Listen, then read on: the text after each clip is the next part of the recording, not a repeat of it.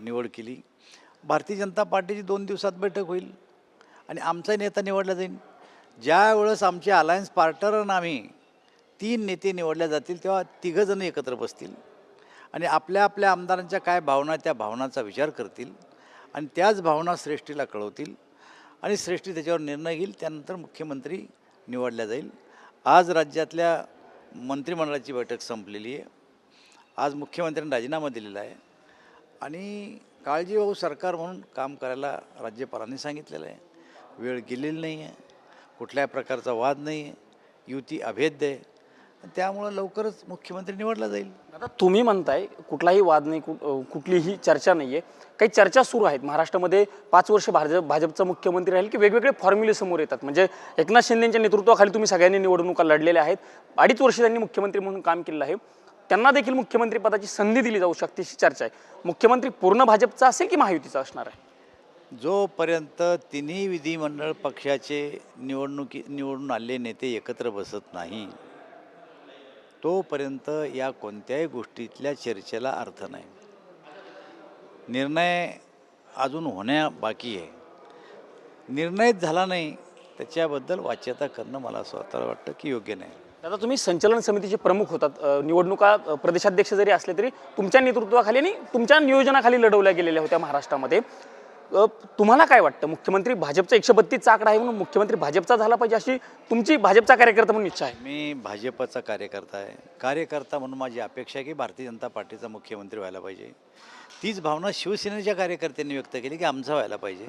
तीच भावना राष्ट्रवादीने व्यक्त केली. आमचा पक्षाचा कार्यकर्ता म्हणून ही प्रत्येकाची भावना आहे की आमचा मुख्यमंत्री व्हायला पाहिजे. पण पक्षाचा नेता म्हणून आम्हाला सगळ्यांचं एकमत करावं लागतं आहे, एकत्र बसावं लागतं आहे, चर्चा करावं लागती. कार्यकर्ता म्हणून जर विचारसाल तर मी भाजपचा मुख्यमंत्री व्हावं असं वाटतं. तुम्ही भाजप म्हणून विचारसाल तर आमची अजून एकत्र बैठक झाल्याशिवाय माझं मत वेगळं एकट्याचं होऊ शकत नाही. एक सामूहिक निर्णय होईल तो.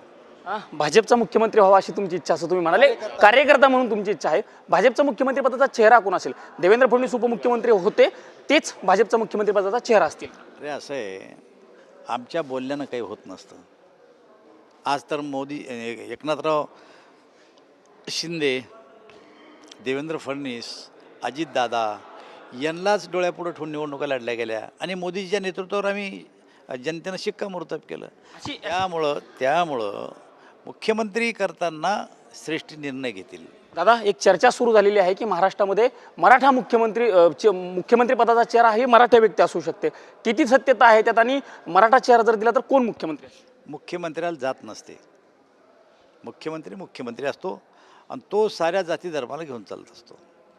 तुम्ही भूपेंद्र यादवांची भेट घेतली. भूपेंद्र यादव महाराष्ट्राचे प्रभारी होते, तुम्ही संचालन समितीचे प्रमुख होते. म्हणता येईल तुमच्या दोघांच्या नेतृत्वाखाली की तुमच्या दोघांच्या आखणीने महाराष्ट्राच्या निवडणुका झाल्यात. काय भूपेंद्र यादवांसोबत चर्चा झाली आणि काय रणनीती ठरली पुढच्या मुख्यमंत्रीपद? निवडणुका जिंकल्यात, आमच्या महाराष्ट्रामध्ये ते होते, त्यांचं जे नियोजन होतं त्यानंतर ते निवडणुकीनंतर लगेच इकडं आले. मी भारतीय जनता पार्टीचा या राज्याचा निवडणुकीचा प्रमुख म्हणून एक प्रोटोकॉलप्रमाणे त्यांना भेटायला गेलो, त्यांचे आभार मानले की तुमच्या नेतृत्वात आम्ही निवडणुका जिंकलो, आभारी आहे आपले, फार चांगलं नियोजन होतं आपलं. अशा प्रकारची चर्चा झाली आमची. दादा, तुम्ही आत्ता म्हणालात मुख्यमंत्र्याला जात